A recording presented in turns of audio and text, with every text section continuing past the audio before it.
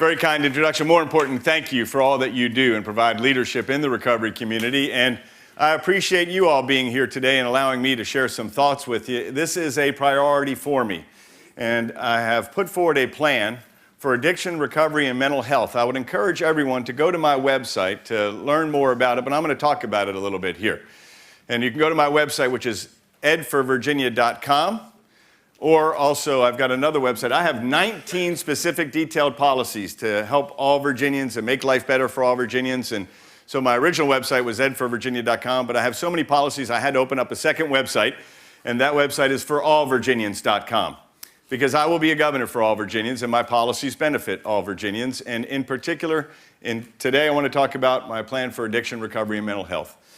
A couple of things that I want to share with you. Number one, I'm blessed to have in my life people I love, just like everyone here does, who are in recovery. And I am a better person for having them in my life. I benefit immensely from their love and my love for them. And so this is something that I care very deeply about and have for some time.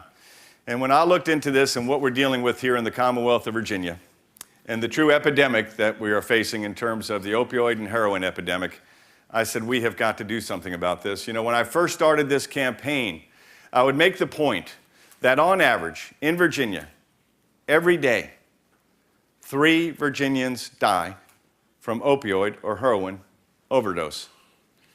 But a couple months ago, I had to change my talking point to note that every day, on average, 4 Virginians die from opioid or heroin overdose. We have got to address this problem. And so I put forward a plan to address this, and it's based on 4 principles that I want to share with you. The first principle of my plan is this: addiction is a disease, not a moral failing. And we're talking here about sick people who need to get well, not bad people who need to get good.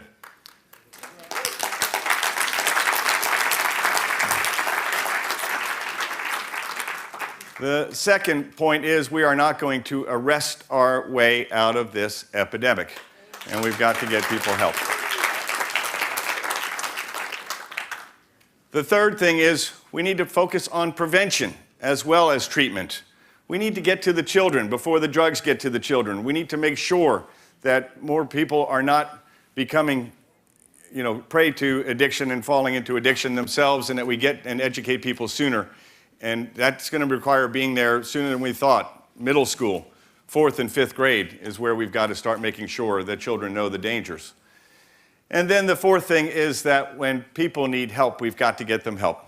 When someone reaches out their hand and says, I am an addict and I need help, the Commonwealth of Virginia has to be there to grab that hand and get people help. We cannot street them. We got to make sure that we are there to make sure that they get the treatment they need, whether it be inpatient or outpatient or medically assisted. And there's actually a 5th principle, which is that there are many different paths to recovery. And we need to make sure that those paths are available to people. And so my plan includes a lot of specific details, but I wanted to share with you those principles. A couple of things relative to, though, in terms of what we need to do in dealing with some criminal justice reforms and other things for addicts in recovery, to help addicts in recovery. Let me first talk about the time I've spent in many of our jails with our sheriffs who are running in essentially recovery programs.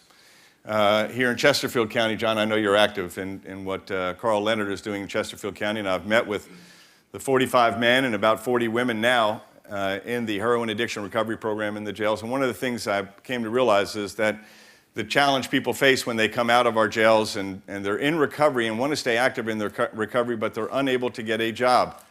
And too often that results in relapse. Too often that relapse results in recidivism, and that results in being reincarcerated. And so I want to break that vicious cycle.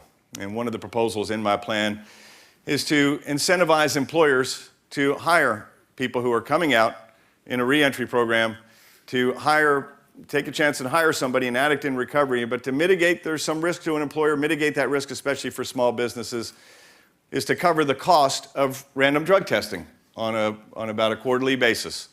And that would cost the Commonwealth of Virginia about $1,000 to implement that program, but to get employers incentivized to help to hire addicts in recovery, I think is worth that cost, especially when you consider that $1,000 that might take for that person to be able to get a job, the cost of incarceration is about $29,000 a year.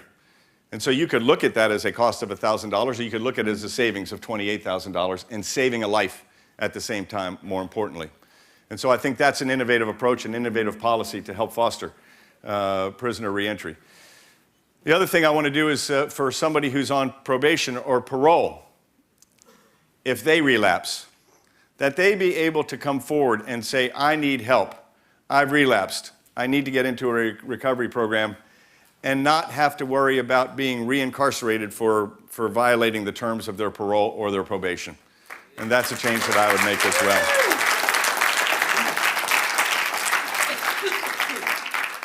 And the other thing that I want to do is what I call, I don't call it this, but it's called the collective impact approach and the collective impact model. And the collective impact model is a model by which the government works in collaboration with the private sector to address societal challenges that we face.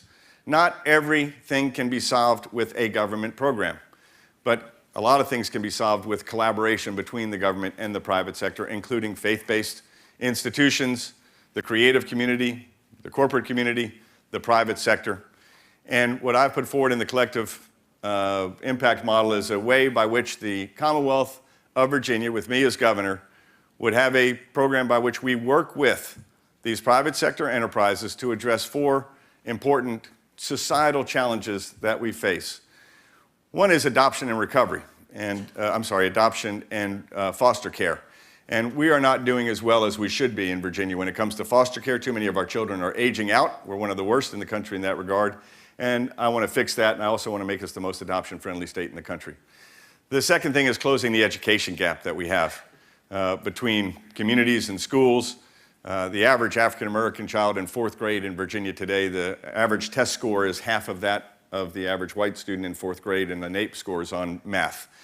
In 8th grade, it's a third for reading. We need to close that gap, and I believe that the private sector and faith-based organizations and creative community and not-for-profit charities can help us close that gap as well. And then one of the other areas that is prisoner reentry and working with faith-based on prisoner reentry. And the fourth is addiction and recovery. And so it can't just be, subcontracting and all that, although we need that, but we also need to have at the table where we are making these policy decisions and having these discussions, these organizations, these groups, and bringing their perspective to bear as partners in this process. And that's another one of my 19 different policy proposals.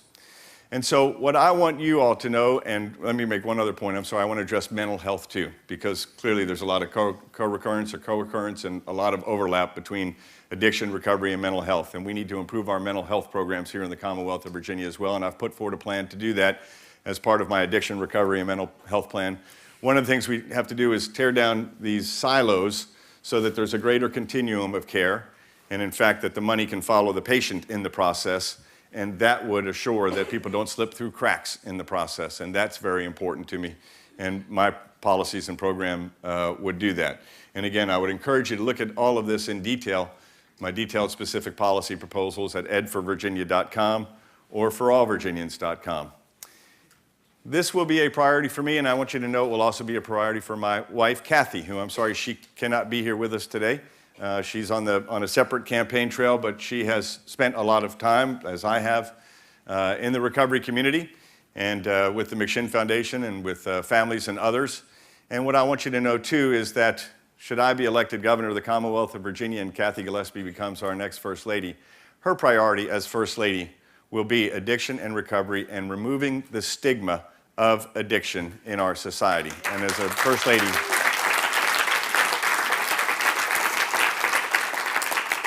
a First Lady can have a lot of impact in that regard and to help elevate that issue. And so what I want you to know is this is a top priority. When I'm asked all the time by reporters and others and say, what are your priorities? My priorities, in all honesty, the first thing we have to do is to create more jobs in the Commonwealth of Virginia and get our economic growth rate up. And having more jobs, creating more jobs like my plan would do, I think will help all Virginians. And I actually think will help people be able to find these jobs that we're talking about in terms of prisoner reentry and other opportunities. But I also say we've got to address this opioid and heroin epidemic. And I heard Justin Fairfax, I was waiting to speak, and one thing I agree with him 100%, this cannot be a partisan issue. We have to come together across the aisle, Democrats and Republicans, independents, to make sure that we are addressing this epidemic and this crisis in the Commonwealth of Virginia. And as governor, I would do that. I don't care where a good idea comes from. A lot of the proposals that I have in my policies on criminal justice reform and addiction recovery and mental health have not come from my party, in all candor. But I don't care where a good idea comes from. If it's good and it helps the people of Virginia and it will make life better for all Virginians, then I'm for it. And that is my mentality. And I just want you to know that that will be my approach as governor.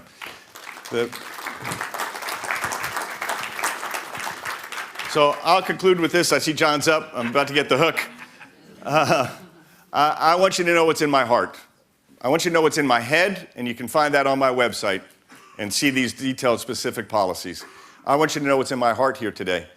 I care deeply about this. I care deeply about all of you. I care deeply about these programs. This will be a priority in a Gillespie administration, and you have my commitment on that. And as I said, I will be a governor for all Virginians. There is nowhere in the Commonwealth I will not go, because there's no one in the Commonwealth I will not serve. When you spend time as a candidate in one of our jails with 45 addicts in recovery and 40 women in recovery, the fact is, hardly any of them can vote for me. But I don't care. They are my fellow Virginians, and I will serve them every single day as our governor. That's what's in my heart. And so if I'm entrusted with the governorship of the Commonwealth we love, what I want you to know is this, and it is a promise: I will be an honest, ethical, hardworking, principled, faithful, servant leader, worthy of Virginia. I will be both a servant to my fellow Virginians, but I will be a leader for my fellow Virginians. I know what we need to do to get Virginia growing again, to create better paying jobs, to improve our public schools, and to address our mental health challenges and our opioid and heroin epidemic in Virginia. And I will get the job done if I'm given that chance. I would love to have your support on November 7th. Thank you for letting me be with you today. God bless you. God bless the Commonwealth. God bless the United States of America. Thank you all. Thank you, Ed.